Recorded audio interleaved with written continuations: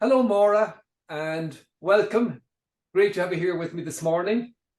Lovely to be here. Nice to chat to you, Park. Thanks, Maura. So I look forward to talking to you and hearing about your business. So maybe we might start with that simple question. What do you do, Maura? I am a people solutions specialist, Park. So what that means is I work with generally medium-sized companies, roughly 50 employees, and help and support those organizations when they need a particular, when they meet a particular challenge, I suppose.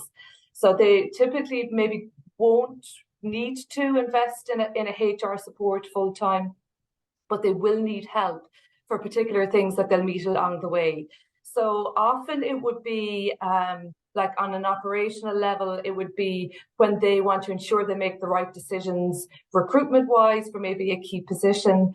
It could be staff, this is a really typical one, having conflict problems. So either between teams, but generally between individuals. So I can come in and provide a really bespoke solution for that situation. Because sometimes it could be coaching that's needed. Sometimes it could be just raising self-awareness, but sometimes it could be a bullying harassment claim in an investigation. So it really depends on the challenge that the company's meeting at the time. A lot of the times it will be working with the leadership team to increase their, what now we call power skills as opposed to soft skills. And anything in the HR realm. So I've worked in HR for 20 years. During that time, I have always worked in broad roles and I've come across most things, and I can apply that experience and learning to the challenge that the company's meeting at the time.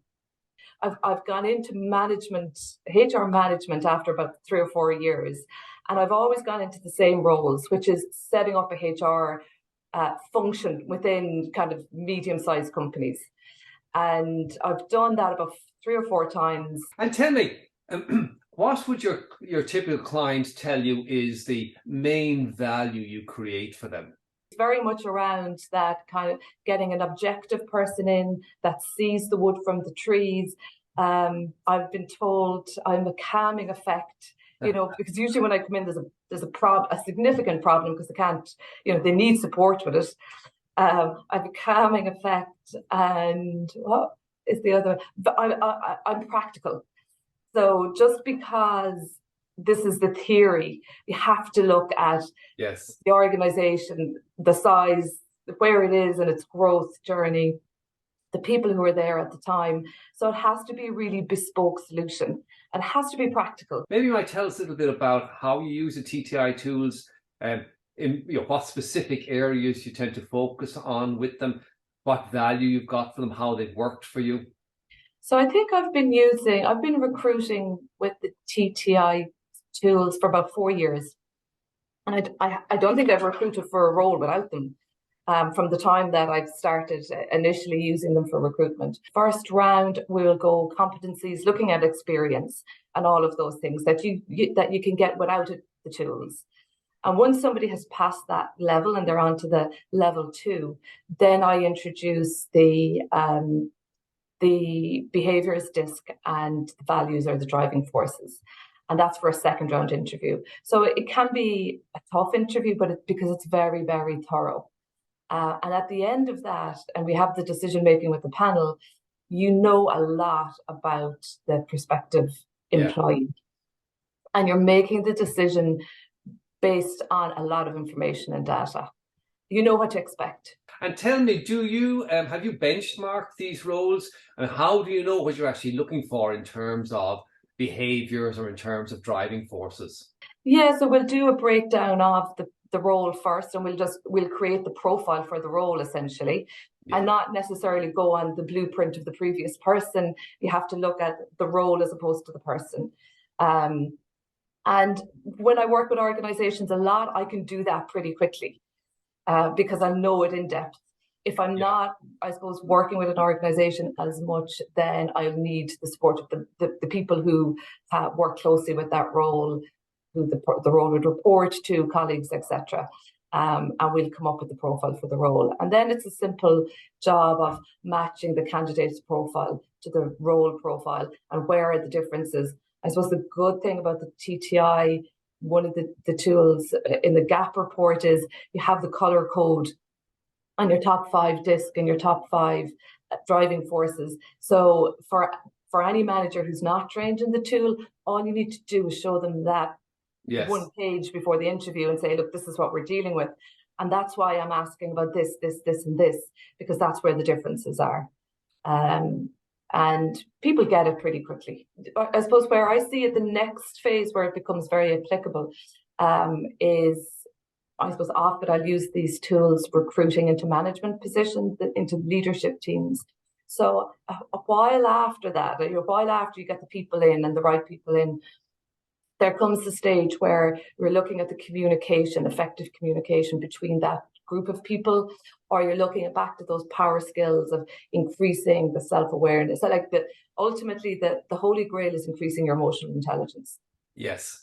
And these are the tools. So you already have all the profiles. Most of the time, I'll already have all the profiles because they'll have been recruited in using the tools in the first place. So you just apply, you just get them up and do maybe a team report. You pull it all together. There's some nice things you can take out of that for slides, and you'll create a half-day workshop or a one-day workshop or whatever the organization needs. And you look at how, just we'll say, using even just DISC alone, what are the blind spots that people have within that team? What are the potential clashes? What works really well between certain members? And you can do a really nice session on that topic, and you probably have all the reports already. Yeah, it's interesting, of course. We know that EQ is a differentiator at the top of the pile. So the higher up you go in an organization, the more important emotional intelligence is. So what I've seen is essentially with the tools, there's kind of there's 3 layers of application. Like the first one is that kind of operational level where I've just spoken about using them to get the right people into the jobs, or using them for a personal development plan that you'd have to do with people, throughout the year. The next level is that one where you're looking at maybe the leadership team, but not necessarily. It could be any team within the organization, and you're looking at using those tools to start examining their self-awareness to essentially increase EQ within the organization.